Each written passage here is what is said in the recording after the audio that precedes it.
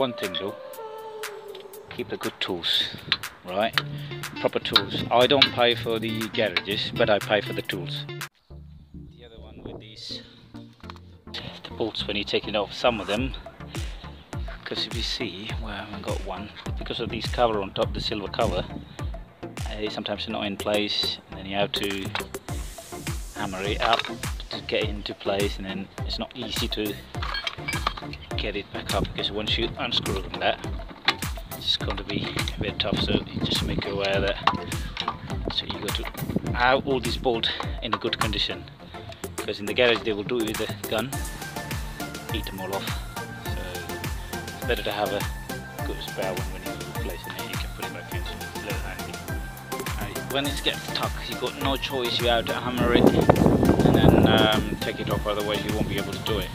Once you've done that, up and down, and you take it off, what will happen, it will eat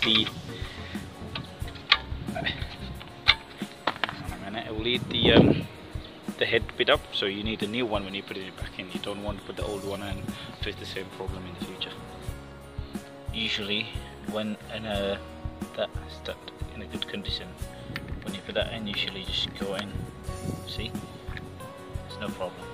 But let's go, look, no problem. But if you put the one defective or got problem in it, it doesn't want to get in. It's just, then that's when you have to hammer it and cause all kind of problems. See, it doesn't want to go in. So that's when you need to replace with a good one, so that you can take it off in the future. Just a little one. That help. Otherwise it just wastes your time to get fucking well off, I tell you. Well, I better show you how gentle I was. Make sure that in line, you don't want to bend it one side and then it causes problem. Just make sure it's pushed in very well, and hold it tight, and apply pressure gently to pull to unscrew. Don't be too strong, you got to be gentle as you can to break that. There you go. See, until then continue. Once it's break, and then you have to take it gentle. That's it. So you apply the pressure to break that corrosion, and then rest is history. So hey, just a little tips. Whatever I learn, just giving to you. If you can learn something out of it, that's it. If I do it right, correct me. You feel free to do it. The second one seems like the head gone. It doesn't bite when I do that. Reason why, because it's the old one, so I need to replace one. Because when I do that, look, where is it gone? Yeah.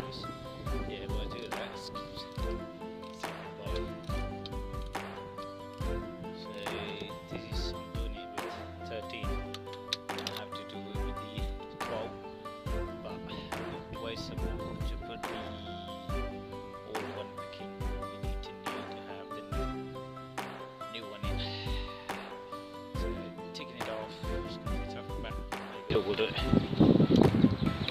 That's 12 mm socket. I did it as much as I can in with the hammer, but it's not advisable to reuse that bolt again if net be replaced. So I hammered it as much as I can in, so I had to take it gentle as I can to take that off. Soft now. See, as I said, it's not advisable to reuse that again. If you use it, you know the problem it's going to cause anyway. God. Right, when you pushing it, that hydraulic thing in, you got to use the same mechanism how they put it in. So they works in hydraulic, so that means they push it in with the oil pressure slowly. So you have to use the same pattern. When you're pushing it back, you can't be so strong. You have to gently just push it back in how it was, and it will go easy. If you take it easy, it will easy on you. Don't show you a strength on that. It won't work that way. Because I tried it. I tell you, fucking big time. Both are in. So since I didn't have another new one, I'll just put it back in until I replace the new one in. So I don't know where I can get hold of another one. Probably have to buy a couple, and usually I used to remember that comes with a pad. It's ideal, isn't it? There is no mechanism behind it. When you take it off, you need to put a new bolt in, but not every company does that. So you're allowed to buy it separately and replace it in time. Let's check the oil level. Now, I mean, it's not necessary to tighten it to US strength. You have to tighten it according to what is necessarily needed. And then once it's not loosen it, or just tighten it to the strength, that's fine. So let's check the oil level, what happened after replacing the pads. Yes. Hasn't changed a lot. It's almost the same. The reason why, there is air in the system. So you need to put more, top up more oil, take all the bloody air out, and it's absolute.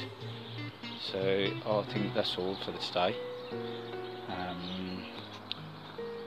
So yeah, once I put the wheels back in, and that's up and running. So it's easy when it's easy. I mean, these things it can only teach you if you're willing to learn. If you don't want to learn, who are you going to teach you how? So life's the same. So if you're ready to learn, it will teach you. I always learn something. I think these videos help to you to learn something today. I've got previous videos about the jack. I was replacing the wheel bearing. You see this bit inside.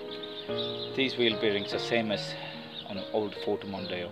They're same. I was replacing it, then forced that was seized with the body. That wasn't an easy job. So if you need to replace in the wheel bearing, advise them to take you to the garage, because they got the power tool to break that corrosion off when they do it with the hammer drill. Yeah, so some people even comment on my previous video on jack replacing the wheel bearing. This is not jack. I wasn't jack, but I was what we call a Ford Mondeo. But however, Jaguar X-Type and the Ford Mondeo, all the Ford Mondeo are the same. Majority of the parts, even if you see majority of the clipper and all that, the parts if you see this made by Ford only. So there we go. If you don't know, how can I help you? So better to get to learn that as well. Thank you for watching.